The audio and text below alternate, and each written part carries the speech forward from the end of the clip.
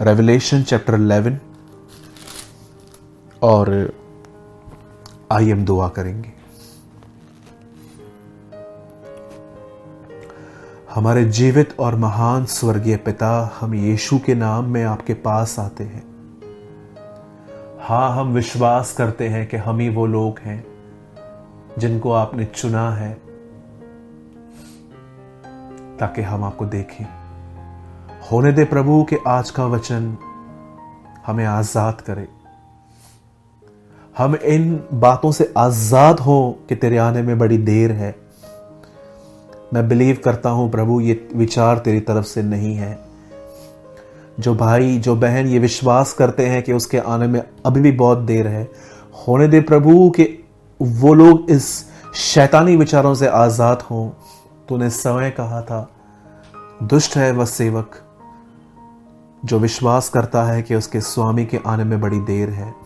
होने दे प्रभु, आज हमसे बात कर और प्रभु सत्य के द्वारा हमें आजाद कर, यीशु के नाम में, आमीन एंड आमीन। अब आइए मैं आपके लिए एक वचन पढ़ रहा हूं। जी हाँ, मैं विश्वास करता हूं हम वो पीढ़ी हैं जो प्रभु को बादलों पर देखेंगे। मैं आपके लिए पढ़ रहा हूं 11 अध्याय चैप्टर 11 का 9th वर्ड। सब लोगों और कुलों और भाषाओं और जातियों के लोग उनके शवों को 3.5 दिन तक देखते रहेंगे और उनके शवों को कब्र में रखने न देंगे। कौन है ये दो लोग जिनके लिए लिखा गया है कि उनके बदन रास्ते पे पड़े होंगे, उन्हें मिट्टी नहीं मिल पाएगी, और लिखा है सब लोग उन्हें देखेंगे। मैं इस वर्ड को एक्सप्लेन करने से पहले मैं आप में से हर एक को बताना चाहता हूं, बाइबल ऐसा बताती है परमेश्वर वो पहला व्यक्ति है जिसने आदम को गॉस्पेल बताया था। हमें लगता है गॉस्पेल जीसस या जॉन द बैप्टिस्ट लेकर आए, पर मैं आपको बताना चाहता हूं इस दुनिया का पहला सुसमाचार प्रचारक समय परमेश्वर है। क्या कहा उसने आदम और हवा से और शैतान से? हे शैतान, स्त्री के अंदर से कोई आएगा जो तुझे कुचलेगा और तू उसकी एड़ी को डसेगा। इट मीन्स वो खुद डैमेज होकर तुझे हरा देगा। मैं आपको बताना चाहता हूं ये परमेश्वर है जिसने स्त्री मरियम, उसमें से एक पैदा होने वाला जीसस और शैतान की हार का उसने वर्णन किया था। इस दुनिया का पहला व्यक्ति जिसने गॉस्पेल शेयर किया है वो समय खुदावंत है, और उसी जगह से जहां पर आदम पाप में गिरा था, अदन की वाटिका से ही उसने गॉस्पेल प्रीच किया है। आप जानते हैं जैसे परमेश्वर ने ये बात कही, उसके बाद देखिए बहुत सारे नबी आए, भविष्यवक्ता आए, उन्होंने आते ही बहुत सारी बातें कही। मलाकी कहता है धर्म का सूर्य उदय होगा और उसकी किरणों से तुम चंगे हो जाओगे। जीसस, आपने देखा होगा मूसा ने उन्हें कहा था कि जिस रात तुम वहां से निकलोगे अपने घर पे ब्लड की चौखट पे ब्लड लगाना। यह सिंबल है कि यीशु खून बहाएगा। आपने देखा होगा जब मूसा एक प्लेस से पास हो रहा था इज़राइल को लेके, तो उसने क्या किया, जब सांप डस रहे थे पाप करने के कारण, तो उसने एक पीतल का सांप लिया और लकड़ी पे चढ़ा दिया। ये लकड़ी क्या है? जीसस। और मैं आपको बताना चाहता हूं आज से 700 साल पहले, यीशु मसीह के आने के 700 साल पहले यशाया ने भविष्यवाणी की थी। मैं फिर से करेक्ट करता हूं अगर मैंने इससे पहले मिस्टेक की हो तो। यीशु के आने के 700 साल पहले बाइबल बताती है एक नबी आया जिसका नाम था यशाया। उसने भविष्यवाणी की कि एक कुंवारी गर्भवती होगी, एक पुत्र को जनेगी और प्रभुता उसके कांधों पर सवार होगी, वो क्रूस पे मारा जाएगा। मैं सारी भविष्यवाणियां एक साथ नहीं, लेकिन मैं एक मिक्स करके आपको बता रहा हूं कि उसने कहा कि कुंवारी गर्भवती होगी, प्रभुता इट मीन्स गवर्नमेंट उसके शोल्डर पे दी जाएगी, वो लकड़ी पे मारा जाएगा। इवन जीसस मॉर्निंग में किस समय उठ के खुदा को सुनेगा, इसकी भी भविष्यवाणियां थी। आप जानते हो बाइबल ऐसा बताती है कि यीशु के आने से पहले 700 साल पहले ये प्रोफेसी हुई थी कि वो कुंवारी के द्वारा एक कुंवारी गर्भवती होगी और बेटे को जन्म देगी। उसके बाद किसी और ने ये भविष्यवाणी की कि वो बैतलहम में पैदा होगा, लेकिन वो जो उसकी अपब्रिंगिंग होगी वो नासरत में होगी, वो नासरी कहलाया। आप देख सकते हैं मत्ती के अंदर बहुत बार लिखा गया है ये इसीलिए हुआ क्योंकि नबी ने ऐसा कहा था, ये इसीलिए हुआ ताकि भविष्यवक्ता का वचन पूरा हो, ये इसीलिए हुआ ताकि पवित्र शास्त्र की बात पूरी हो। आपने देखा होगा कई बार सुसमाचारों में ये बातें बताई गई हैं कि यीशु ने ये इसीलिए कहा ताकि प्रोफेसी पूरी हो। आप जानते हो ओल्ड टेस्टामेंट के अंदर हर नबी, हर भविष्यवक्ता एक चीज एक्सप्लेन करते थे कि बहुत जल्द यीशु आएगा। ये बात अलग है कि उन्हें पता नहीं था कि उसका नाम यीशु होगा, लेकिन वो हमेशा इस बात को सिंबल देते थे हमें कि मसीह आएगा। और बाइबल बताती है 2021 साल पहले परमेश्वर ने एक स्वर्गदूत को नासरत में भेजा, और जैसे ये स्वर्गदूत नासरत में उतरा, एक स्त्री, एक लड़की जिसकी एंगेजमेंट सिर्फ यूसुफ के साथ हो चुकी थी, उसके सामने आके कहता है, मरियम भयभीत ना हो, डर मत, परमेश्वर का अनुग्रह तुझ पर हुआ है, खुदावन का फजल तुझ पर हुआ है, तू गर्भवती होगी, पुत्र जनेगी, उसका नाम यीशु रखना, और वह उसकी एक सेवकाई होगी, वह अपने लोगों के पापों से उन्हें छुड़ाएगा, वो दाऊद के सिंहासन पर बैठेगा और याकूब के वंशजों को संभालेगा। आप पूरा नए नियम के अंदर ये पढ़ सकते हैं। और बाइबल बताती है जैसे यीशु का जन्म हुआ, उसके बाद यीशु का नाम 8वें दिन यीशु रखा गया। और बाइबल बताती है उसके बाद वो 12 साल की उम्र में एक दिन यरूशलेम में आया, वहां खो गया, वहां पर शास्त्रियों से बातचीत कर रहा था। ये सारी बातें वहां लिखी है। लेकिन फाइनली बाइबल बताती है एक दिन ऐसा आया जब वो 30 साल का हुआ। क्यों परमेश्वर ने यूसुफ को 30 साल में बुलाया? क्यों यीशु 30 साल में आया? क्यों यिर्मयाह 30 साल में आया? मैं बिलीव करता हूं एपोस्टल्स भी लगभग 30 के थे। This is a age of maturity. ये एक ऐसी एज है जहां पर परमेश्वर हमें मैच्योर कर देता है। मैं आप में से हर एक को कहना चाहता हूं, सेवकाई करने के लिए इंसान को जितना ज्ञान की जरूरत है उतना ही मैच्योरिटी की भी नीड है। मैच्योरिटी का मतलब होता है अनुभव, एक अनुभव मिलना, एक एक्सपीरियंस मिलना। अगर आपके पास अनुभव नहीं है तो मैं आपको बताना चाहता हूं, इससे पहले कि परमेश्वर आपको सेवा के लिए बुलाए, वो आपको तरह तरह के अनुभव देगा। बाइबल बताती है यीशु अपने माँ बाप के अंडर में रहा था, और लिखा गया है वह बुद्धि और डील डोल में बढ़ता गया। इसका अर्थ क्या है? यीशु सिर्फ बदन में नहीं बढ़ता गया, सिर्फ हाथ बड़े हुए, पैर बड़े हुए, लेकिन जैसे जैसे वो बड़ा हुआ वो विजडम और अंडरस्टैंडिंग और ग्रेस में भी बड़ा हुआ। मैं आपकी बुराई नहीं कर रहा हूं, मैं आपको दोष नहीं लगा रहा हूं, लेकिन मैंने अपनी लाइफ में ऐसे बहुत सारे लोग देखे हैं जिनके कद बड़े हैं पर दिमाग आज भी बच्चों का है। उन्हें पता नहीं है किससे कैसे बात की जाती है, उन्हें पता नहीं है किससे कैसे डील की जाती है। जो मन में आया बोल देंगे, जो जुबान पे आया बोल देंगे।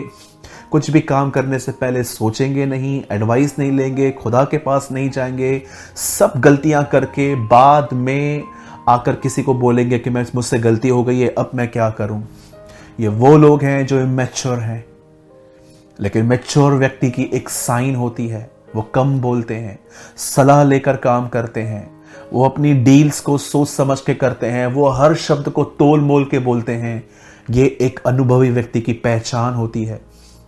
कुरिन्थियों की कलीसिया को पौलुस कहता है, मैं तुमसे वैसे बात नहीं कर पाया जैसे आत्मिक लोगों से की जाती है, क्योंकि तुम मसीह के अंदर अब भी बच्चे हो। आप जानते हैं एक कलीसिया को पॉल वैसा प्रचार नहीं कर पाया जैसा वो करना चाहता रहा, जो उसकी डिजायर थी, क्योंकि वो मैच्योर नहीं थे। और आप जानते हैं हम मैच्योर कैसे होते हैं? हम मैच्योर होते हैं जब हम अपने घर से निकलते हैं। मुझे आज भी याद है, एक समय किसी ने मुझे मैसेज किया था और उन्होंने मुझे कहा मैं जॉब नहीं करना चाहता। मैंने बोला क्यों? उन्होंने कहा अगर मैं जॉब पे जाऊंगा तो मैं परमेश्वर से दूर हो जाऊंगा। मुझे एक बात बताइए, आप कितने स्ट्रांग हैं? क्या ये आपको चर्च में पता चलेगा? आप कितने स्ट्रांग हैं? क्या ये आपको सिर्फ उन प्लेसेस पे पता चलेगा जहां पर बिलीवर्स के सिवा कोई नहीं रहता? याद रखिए, आप और मैं कितने स्ट्रांग हैं ये तब तक नहीं पता चलेगा जब तक हमारा सामना स्वार्थी, बुरे लोगों और घमंडियों से नहीं होता है। आप देखिए, कई बार अगर एक घमंडी व्यक्ति आपको कुछ कह रहा है और आपको भी गुस्सा आ रहा है, तो आपके सामने जाहिर हो जाएगा कि आप कितने नम्र हो। अगर आपके बुरे लोग नहीं मिलते हैं तो आप कैसे पहचान पाओगे कि आप कहां पहुंचे हो? परमेश्वर इस दुनिया में हमारे सामने ऐसे लोगों को ले आता है जो हमें बुरा भला कहते हैं, बेइज्जती करते हैं, हमारे पीठ के पीछे बातें कहते हैं, हमारे लिए बहुत सारे हमें ब्लेम्स लगाते हैं। और जब हमें वो बातें पता चलती हैं, इससे हमें पता चलता है कि हम कौन हैं। मेरे भाइयों, मेरी बहनों, जीसस को मैच्योरिटी की एज में मिनिस्ट्री मिली थी।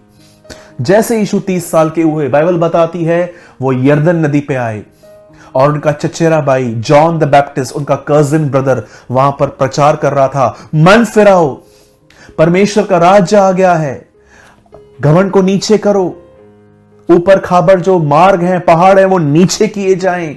द बाइबल सेज वो वहां पर प्रचार कर रहा था। और जैसे यीशु उसके पास जाते हैं, उन्होंने वहां पर जाके बपतिस्मा लिया और उसके बाद बाइबल बताती है एक बार फिर से वो परखा गया। डेविल उसको पता नहीं कैसे कैसे परख रहा था और परखने के बाद ऐसा लिखा गया है, उसने मिनिस्ट्री स्टार्ट की। उसने दुष्ट आत्माओं को निकाला, बीमारों को चंगा किया, कोढ़ियों को शुद्ध किया। राह चलते उसने हर जगह यही प्रचार किया, परमेश्वर का राज्य आ गया है।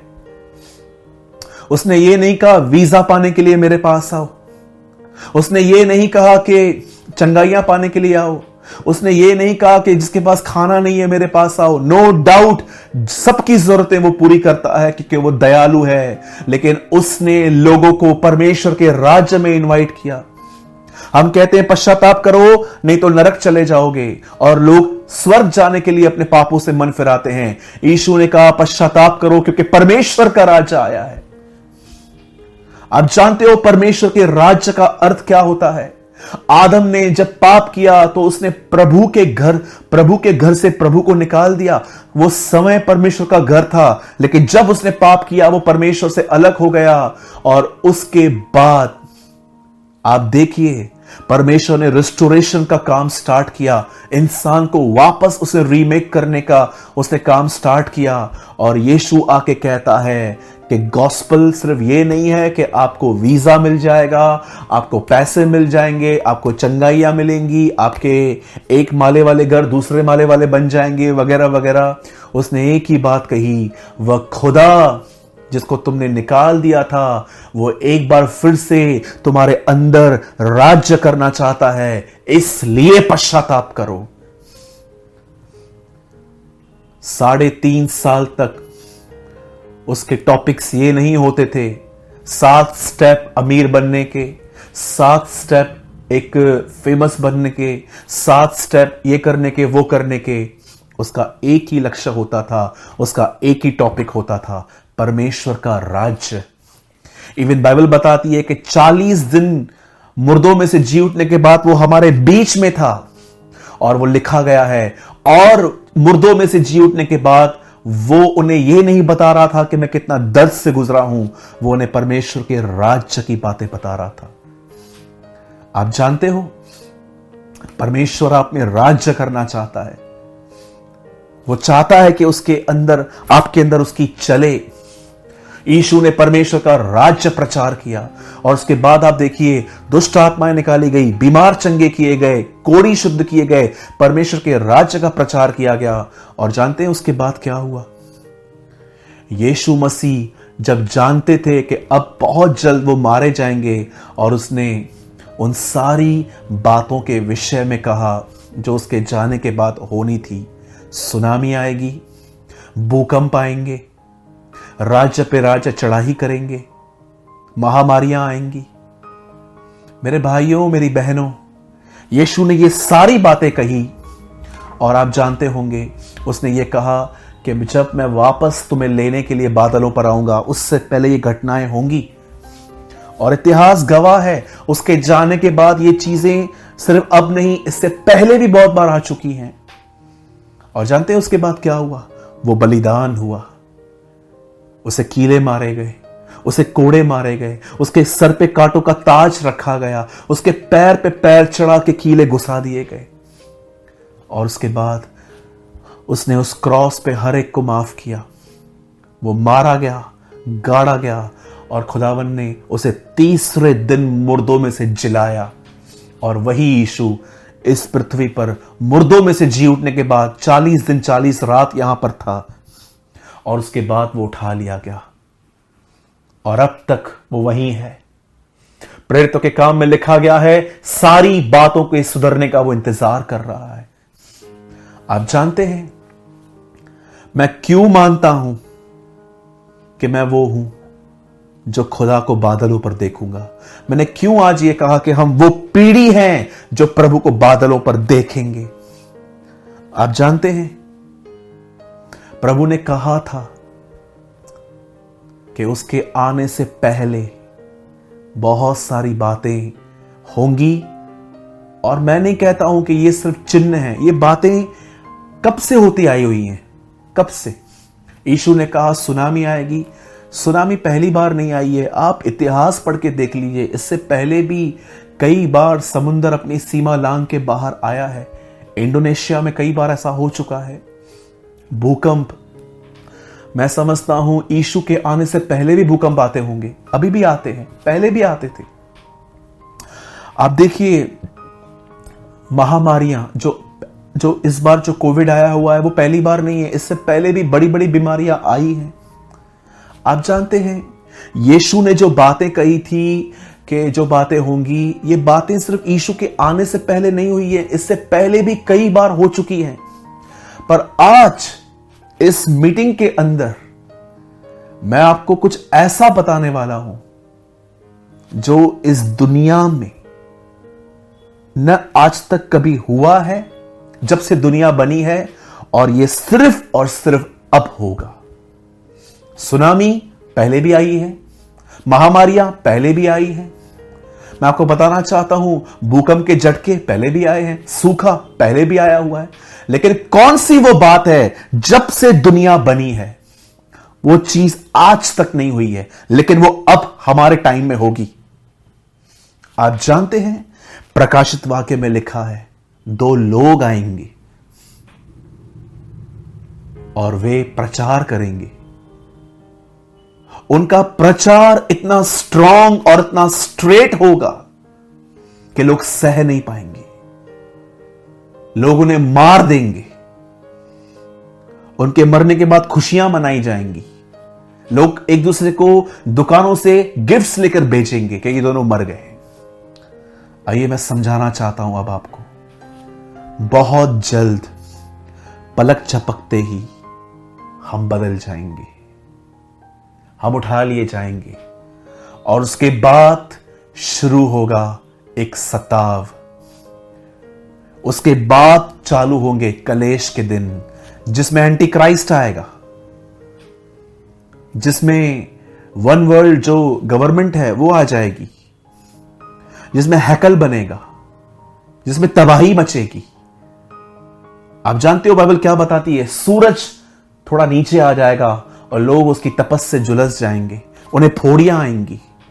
ये सब बातें होंगी, और मैं आपको बताना चाहता हूं जैसे प्रभु यीशु मसीह इस समय कलीसिया को उठा के ले जाएंगे, उसके कुछ समय के बाद ये तकलीफें चालू हो जाएंगी, एंटी क्राइस्ट रिवील हो जाएगा, तीसरा मंदिर बनना स्टार्ट हो जाएगा, बहुत सारी जो डिजिटल करेंसी है वो आ जाएगी। ये सारी बातें होंगी, लेकिन इस बीच में क्या होगा? बाइबल बताती है 2 लोग हमारे बीच में आएंगे। मैं इस विवाद में नहीं पढ़ना चाहता कि आप उन्हें क्या कहते हैं, लेकिन मैं पर्सनली बिलीव करता हूं कि वो दोनों हैं मूसा और एलिया। मैं फिर से कहता हूं, अगर आप किसी और बात पे बिलीव करते हैं कि नहीं मूसा और एलिया नहीं है, कोई और है, वो ठीक है, जैसा आपका ईमान है, लेकिन मैं ये बिलीव करता हूं कि वो मूसा हैं और एलिया हैं। कई लोग कहते हैं ब्रदर मूसा तो मर गया। मुझे एक बात बताइए, एलिया तो जीवित उठाया गया है, इसमें तो कोई डाउट ही नहीं है, और प्रोफेसीज भी हैं कि वो आएगा। एलिया तो आएगा ही आएगा। मैं क्यों कहता हूं कि वो मूसा है? मुझे बताइए, क्या बाइबल में कोई भी ऐसा व्यक्ति है जिसकी बॉडी वापस पाने के लिए खुदावन लड़ा था? आप जानते हो, जैसे मूसा मरा, उसकी बॉडी डेविल लेके भाग गया था। आप पढ़ के देखिए, यहूदा में लिखा गया है, एक प्लेस पे लिखा गया है। अगर आप नहीं जानते हैं तो मैं आपके सामने रेफरेंस डाल देता हूं। यहूदा की किताब, यहां लिखा है,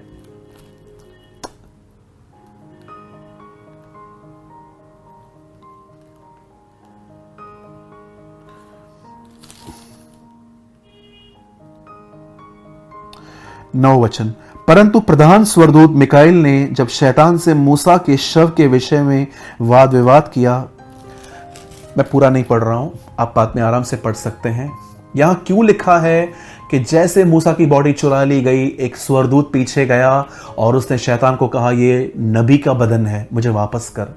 क्यों परमेश्वर, इतने सारे लोग मर गए लेकिन किसी की बॉडी के लिए उसने कुछ नहीं लिखा, पर इसकी बॉडी को पाने के लिए खुदावन लड़ा था, क्योंकि परमेश्वर को यह बदन उपयोग में लाना था। मैं बिलीव करता हूं बहुत जल्द हम उठा लिए जाएंगे। उसके बाद सताव, कलेश सब स्टार्ट हो जाएगा उन लोगों के लिए जिन लोगों ने उसके सुसमाचार पर विश्वास नहीं किया है और जो उसकी आज्ञाओं को नहीं मानते हैं, क्रिश्चियंस, बिलीवर्स। और आप जानते हैं, उन्हीं दिनों में दो गवाह इस दुनिया में आएंगे, एक एलिया, एक मूसा। हो सकता है आप बिलीव करते हैं एलिया और हनोक, क्योंकि हनोक भी जीवित उठा लिया गया था, लेकिन ये मेरा ईमान है कि एलिया और मूसा आएंगे। और जैसे वो आएंगे, उनका प्रचार इतना स्ट्रेट होगा। हम तो कहते हैं ना, पाप मत करो, बचो, सेव रहोगे। मुझे लगता है वो ये आके कहेंगे, अब जो पाप बंद नहीं करेगा वो मरेगा। और लोग उनकी प्रीचिंग से इतने इरिटेट हो जाएंगे, इतने परेशान हो जाएंगे कि एक दिन वो उनको मार डालेंगे, उनके कत्ल किए जाएंगे। और मैं आपको बताना चाहता हूं उसके बाद क्या होगा। यहां लिखा है, जब उनके शव वहां पड़े हुए थे, यहां क्या लिखा है, आपके स्क्रीन पर यह वर्ड आ रहा है, 9th वर्ड, सब लोग, कुलों और बादशाहों और जातियों के लोग उनके शवों को 3.5 दिन तक देखते रहेंगे। अब मैं आपसे एक बात पूछना चाहता हूं, जितने भी लोग अब मुझे देख रहे हैं, मैं आप सबसे एक सवाल पूछना चाहता हूं। यहां लिखा गया है कि वो दो गवाह आएंगे, प्रचार करेंगे, मारे जाएंगे, और लिखा है हर व्यक्ति उनको देखेगा। मुझे एक बात बताइए, 125 करोड़ तो सिर्फ हम हिंदुस्तानी हैं। आप जरा सोचिए, 198 से ज्यादा कंट्रीज हैं पूरी दुनिया में। कैसे सब लोग वहां पर आके एक छोटे से देश इजराइल में सब आके कैसे देख सकेंगे? मुझे एक बात बताइए। मैं बहुत ही सिंपल आपसे बात पूछना चाहता हूं। प्रभु के कलीसिया के उठाए जाने के बाद जब सताव और कलेश का समय चालू हो जाएगा और ये दो गवाह उन दिनों में प्रचार करने के लिए आएंगे, और यहां पर बाइबल साफ कहती है कि उन दोनों का प्रचार सुन के लोग इरिटेट और परेशान हो जाएंगे, लोग उन्हें मार देंगे, उनके बदन जो है वो रस्तों पे पड़े होंगे, और लिखा है हर जाति, हर कुल का व्यक्ति उन्हें देख पाएगा। मुझे एक बात बताइए, आखिर सारी दुनिया एक छोटे से इजराइल देश के अंदर आके कैसे देख सकती है? आप जानते हैं वे कैसे देखेंगे? मोबाइल पे। ये प्रूफ है आज कि हम वो पीढ़ी हैं। आज से 100 साल पहले, 150 साल पहले भी ये पॉसिबल नहीं था कि लोग इतने दूर दूर से एक दूसरे से बात कर सकें। लेकिन आज हमारे पास टेक्नोलॉजी है, हमारे पास सेल फोन है। आज देखिए इजराइल में क्या होता है, आप न्यूज़ पे देख पाते हैं। आपने इन दिनों में देखा होगा जब इजराइल और हमास की लड़ाई हो रही थी, कैसे फिलिस्तीनी और इजराइल के लोग लड़ रहे थे। लड़ाई कहां हो रही थी? इजराइल में। लेकिन आप कहां देख रहे थे? अपने फोन में, अपने टीवी पर। मैं आपको बताना चाहता हूं, आज से 200-300 साल पहले भी ये पॉसिबल नहीं था। लेकिन हम वो लोग हैं कि जब वो नबी आएंगे, हम तो यहां नहीं होंगे, हम खुदा के पास होंगे। लेकिन हम वो पीढ़ी हैं जिन दिनों में फोन आया हुआ है, टेक्नोलॉजी रेस्ड हुई है, और हम वो लोग हैं जो इस पीढ़ी के लोग हैं। और आप सोचिए, जब यहां लिखा गया है कि हर कुल, हर जाति उन लोगों को देख पाएगी, इट मींस वे अपने फोन में उन्हें देख पाएंगे। हम वो पीढ़ी हैं जो खुदावन के लिए उठा लिए जाएंगे, क्योंकि हमारे समय में यह सब पॉसिबल हुआ है। मेरे भाइयों, मेरी बहनों, ये तो मैं आपको वचन के साथ प्रूफ दे रहा हूं, लेकिन मैं आपको बताना चाहता हूं, पौलुस एक ऐसा व्यक्ति था जिस समय टेक्नोलॉजी आई भी नहीं थी। उन दिनों में वो क्या कहता है?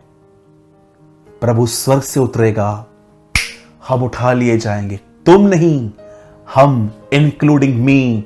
पौलुस के टाइम पे तो कोई महामारी नहीं थी, कोई सुनामी नहीं थी, कोई, उन दिनों में मैंने इतिहास पढ़ा है, जिन दिनों में पौलुस इस दुनिया में रहता था, उन दिनों में ये बातें नहीं थी। मसीहों पे सताव बहुत था, लेकिन उन दिनों में इतना ये प्रॉब्लम नहीं था। लेकिन उसके बाद भी वो बंदा ये बिलीव करता था, यस, मैं वो पीढ़ी हूं जो उसे आते हुए देखेंगे। इसलिए थिस्सलुनीकियों में वो कहता है, एक दिन तुरही बजेगी, प्रभु उतरेगा हम बादलों पे। वो ये नहीं कहता कि तुम, वो कहता है हम।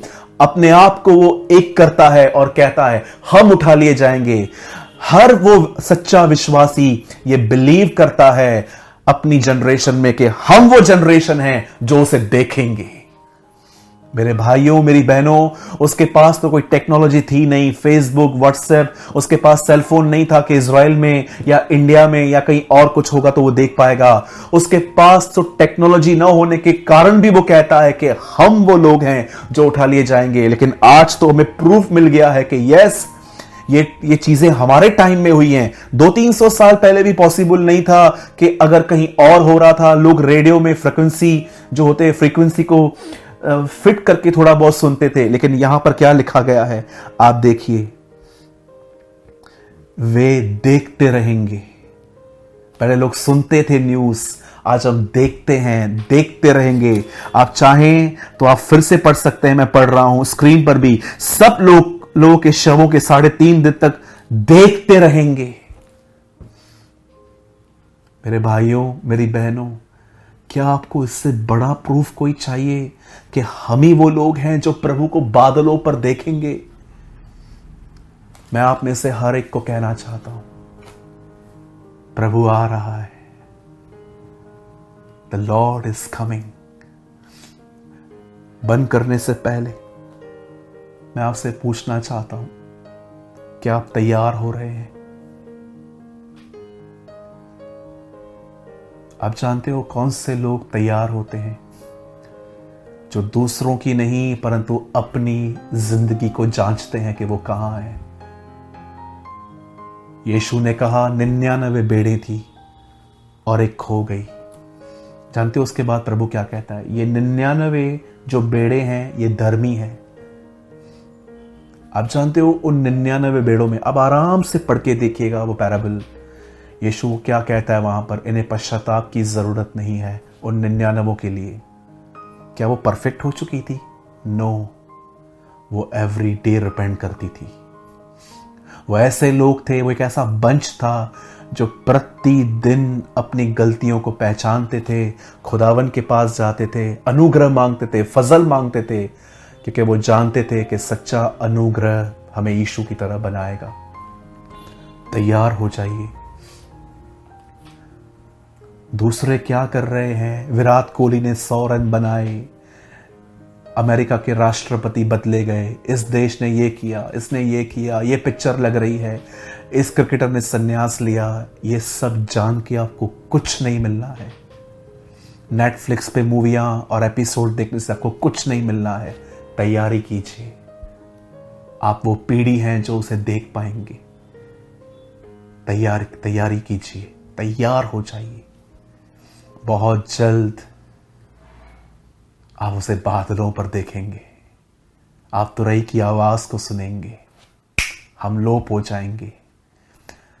मीडिया उन दिनों में एक बड़ी खबर दिखाएगा कि इस दुनिया में एक सेकंड में करोड़ों लोग गायब हो चुके हैं। मेरे भाइयों, मेरी बहनों, हाँ, हम ही वो पीढ़ी हैं जो उसे बादलों पर देखेंगे। Let's pray. स्वर्गीय पिता, मैं यीशु के नाम में आपके पास आता हूं। धन्यवाद देता हूं आज के वचन के लिए जो आपने हमें दिया। हाँ, हम ही वो पीढ़ी है प्रभु जो आपको देखेंगे। हमें तैयार होने में मदद करें, हेल्प करें। होने दे प्रभु कि हम दूसरों का नहीं परंतु अपना जीवन जांचें कि हम कहाँ गलत हैं। उस रोशनी की कदर करें जो तू हमें देता आया है। मैं आपको सारी महिमा आदर देता हूँ प्रभु। जितने भी लोग हमें देख रहे हैं, हर एक पे आपका हाथ आए, हर एक पर आपकी दया हो। हम आपको महिमा और आदर देते हुए इस प्रार्थना को यीशु के नाम में मांगते हैं पिता। आमीन, आमीन।